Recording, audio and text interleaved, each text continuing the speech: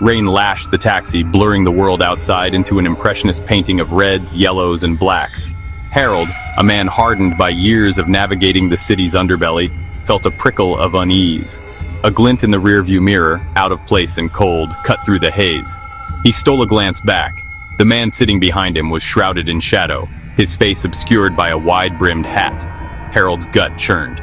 He'd seen enough fares in his time to recognize trouble when it climbed into his cab. The man shifted, the streetlight momentarily illuminating his lap. A duffel bag, stained a dark, ominous color, rested between his feet. One hand, pale and strong, gripped the bag's handle. The other, hidden in his coat, held the unmistakable outline of a pistol.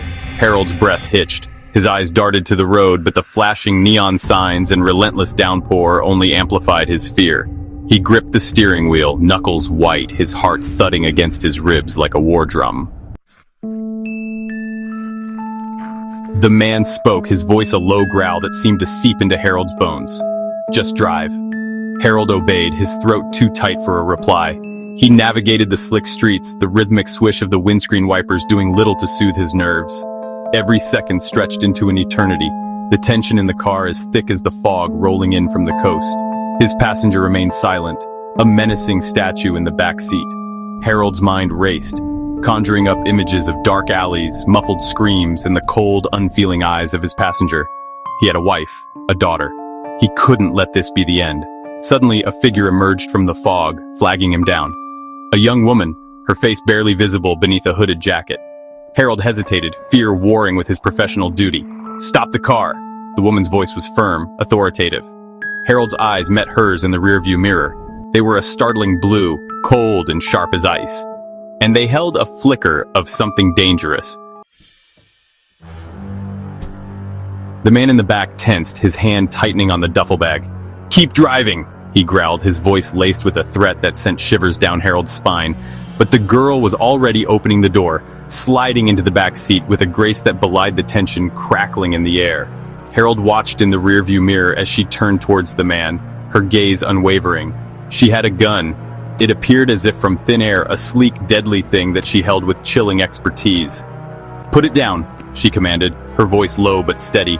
The man hesitated, his eyes darting between the girl and Harold. For a moment, the only sound was the relentless drumming of rain on the car roof and the ragged breaths of the three occupants.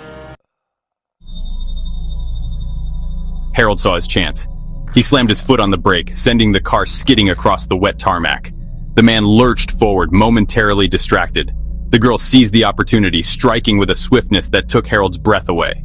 A thud, a muffled groan. Harold dared to look back. The man lay slumped against the seat, unconscious, the duffel bag at an awkward angle. The girl, breathing heavily, kept her gun trained on him.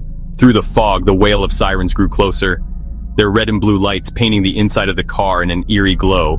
The girl turned to Harold, a flicker of something that might have been gratitude in her eyes. "You did good," she said, her voice softer now. "Get out of the car and keep your head down." Harold didn't need to be told twice. He scrambled out of the car as the police swarmed around them, their arrival a symphony of flashing lights and shouted commands.